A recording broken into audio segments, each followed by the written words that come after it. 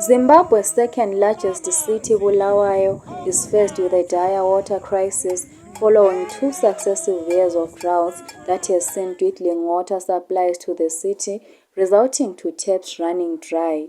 Already in an arid region, residents of the city have yet to contend with accessing treated tap water for only 12 hours per week, with suburbs situated on higher ground going for months without receiving the precious liquid.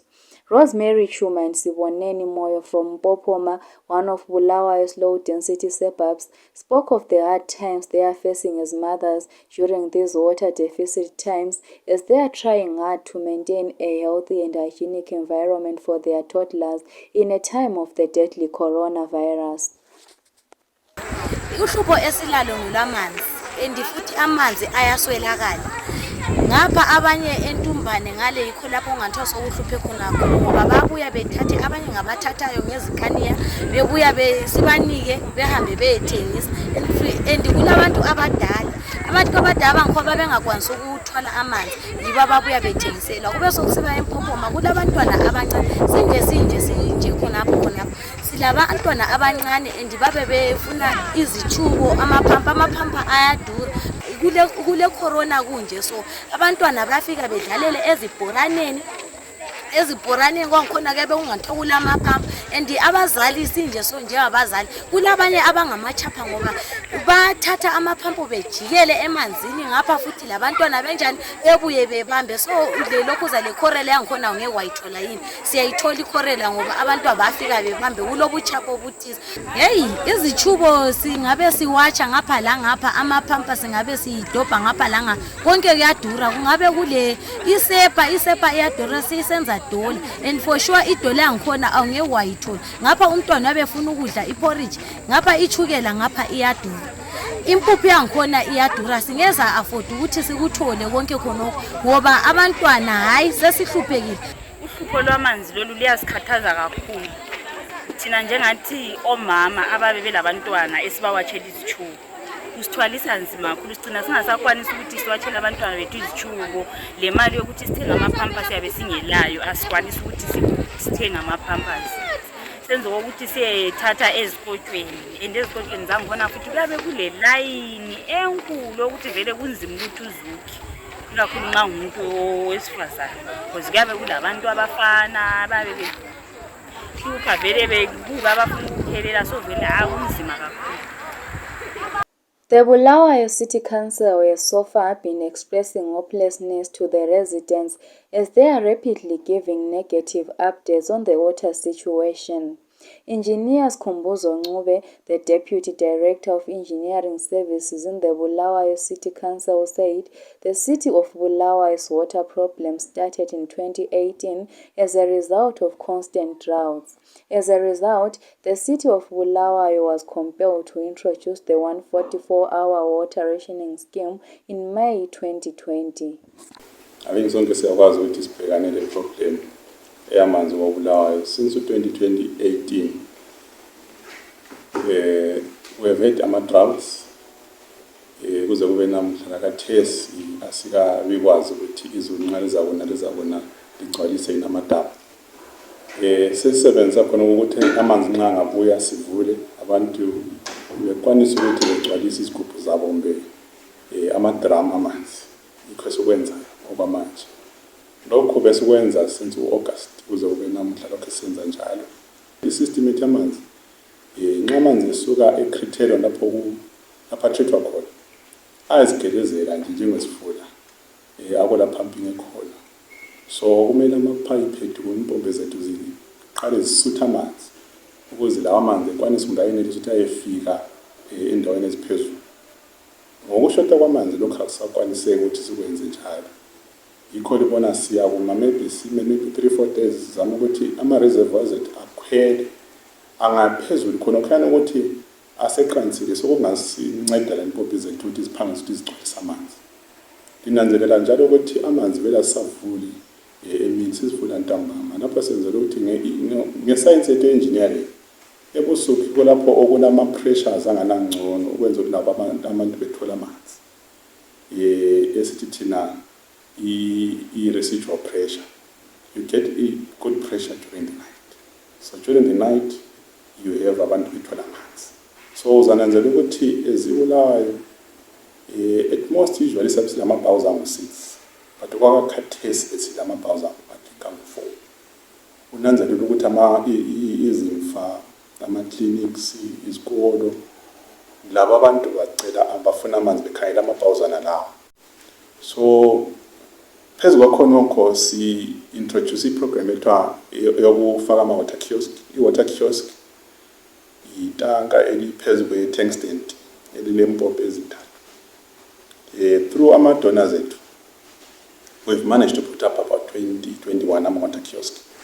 Women who were queuing for water in Luveve suburb raised concerns over water shortages in the city, stating that sometimes they wake up as early as 4 a.m. to queue for water, and sometimes they leave their young daughters at borehole queues during late hours, exposing them to a lot of dangers.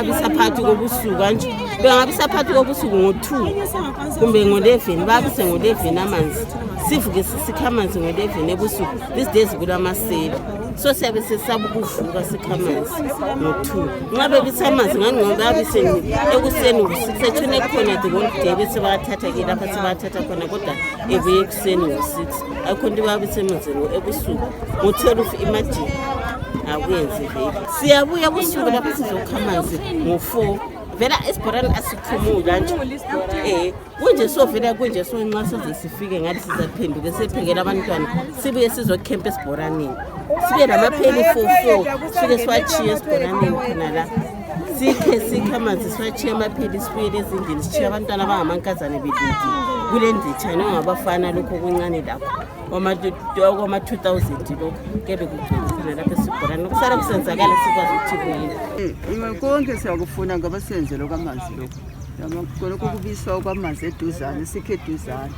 thina sesikhulile ngoba silamabhuti ngapha siyafuna mina abanye ugogo nangwana lapha ndawo yahawula la mina nthi ayelangeni sengingawela phansi nangwana lapha ndimlandelela imthathu ngiyambona lesigoma siyele mina ngifuna isibhorani kade emakhandeni wayele kungafaka isibhorani mina njengesibona sesi-1 to the whole laphana vela angiboni ukuthiwani indawo engakho isibhorana kula amagadeni nogogo asila abanye napha kula magadeni konke njobo lubhengula why thina libasizoda kade. Unfortunate events where women and children have been violated and victimized coming from water queues during late hours have risen during this extreme and unprecedented water rationing period. Patricia Chabalala, the director of Vulindlela Orphan Care Center, spoke of woes that women and people living with disabilities face as a result of water shortages. Iyahlukuluza isihlukuluzile kakhulu iyakhathaza nxa kuthi into iyahlukuluza ukuthi iyabinjani ikhathaza ngoba omama wonke umuntu ongumama kumele akwazi ukuthi kumele ageze okoneleyo ageze insitha yakhe ngokoneleyo njalo emankazaneni kulesikhathi lesana abaya khona esikhathini kumele bageze bahlambuluke bawatshe amaphetha. Isihluphile ngoba ungakhangela khathesi isifo ese-cervical cancer sesigcwele yonke indawo cancer le uzufice lo mntwana ole 8 years old kuthi ule cancer kuyimbangela yokuthi abantwana basagezi banjani bahlambuluke bayazama abama-clinics ukuthi bahambe behlola amankazanyana la ukuthi akabi lo mkhuhlane but abanye baficakala sebelo mkhuhlane wona lo i-cervical cancer umntwana besekhitshwa isibeletho emncinyane agcine vele sekwazi ukuthi impilo yakhe ayisekho ngoba kasenakuzala abantwana njalo abantwana abaningi omama abaningi batshontshelwe barejwa bachaywa ngezikhathi zokudinga kwamanzi ngoba amanzi bedingwa lakhathesi ngikhuluma kunjenje badinga abantu basuka khonale lobhengula ngaphi bona lezi ngamagabha kuntu ngabafazi ayidinga awaswele enxe awathole sokumnyama ngikhaya utshiye ngalamuntu afice umntwana setshile, umntwana sokwenzakala sitshelwe thina indlu khonapha ephopho babengekho abadala abantwana bedinga amanzi kwasala kudumuka yonke into kwatsha.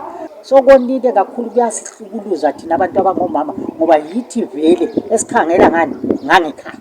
Le COVID le izasiqeda thina mama ngoba yithi esidingana amanzi.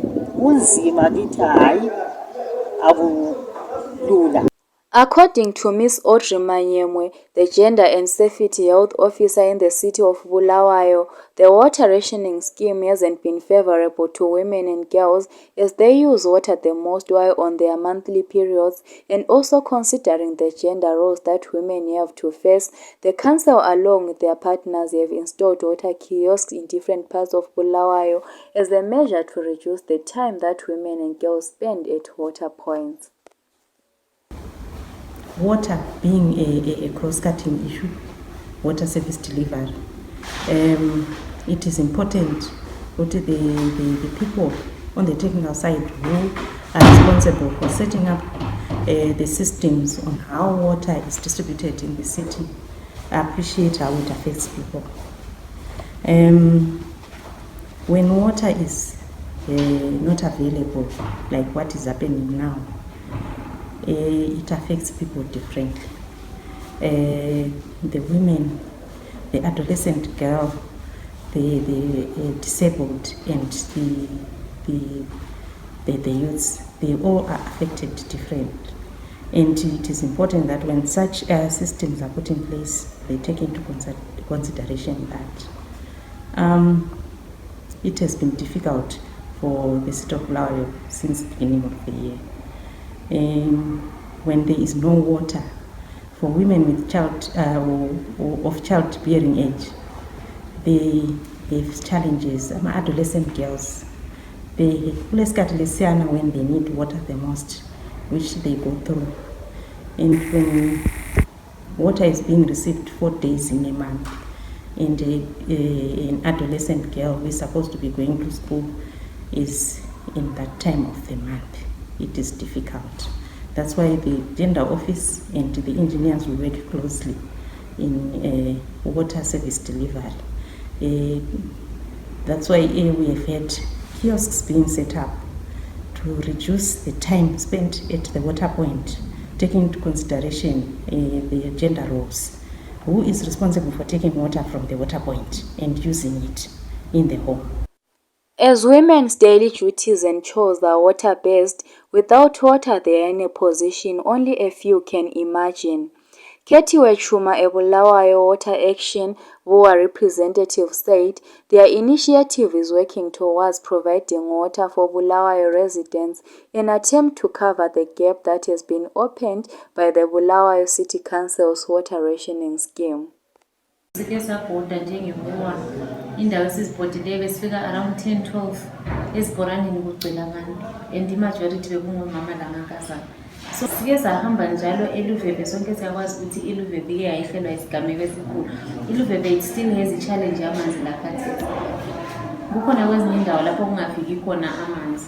So ibhawuza lethu like lahambele kuwa lafika eBayton laphana sanika abantu amanzi. Sesihamba futhi ePhumula. Iphumula ngale phambili old kulezi ndlu vele sezile 7 months zingazake zithola amanzi. Sesihambile futhi lapho njengebuwa saxoxisana labo izakhamizi, ibhawuza lalo lihambile khona ngale. Hopefully kuzafika isolution yokuthi at some point labo bancediseke bathola amanzi. Ama-challenges omama abahlangana lawo abuhlungu ngoba at the end of the day umama ngiyobonayo ukuthi endlini akulalutho, abuya ethwala umgqomo, abuya phekela abantwana, abuye ayenza imisebenzi yangikhaya, kusuka kube nzima emntwini ongumama ungagcina ungasahambi. Usually we give first preference ebantwini abanjalo labo mama abazithweleyo labo gogo. Nxa kuyukuthi sithe sathola ibhawuza lokuthi sibehambise, abantu abanjalo ibesiqala ngabo. As the water crisis continues to give Bulawayo residents sleepless nights, the City Council is also uncertain on when the water problems will end. However, there are promises that services such as water bowsers and kiosks will be improved as the crisis continues. Meanwhile, women are resorting to unsafe water sources like shallow wells and even sewage wells, opening the community up to deadly diseases such as cholera and typhoid. A few months back, Luveve residents lost over a dozen of lives owing to what has been called a typhoid outbreak by the city officials. Meanwhile, Bulawayo residents live in fear of someday the water going and never returning.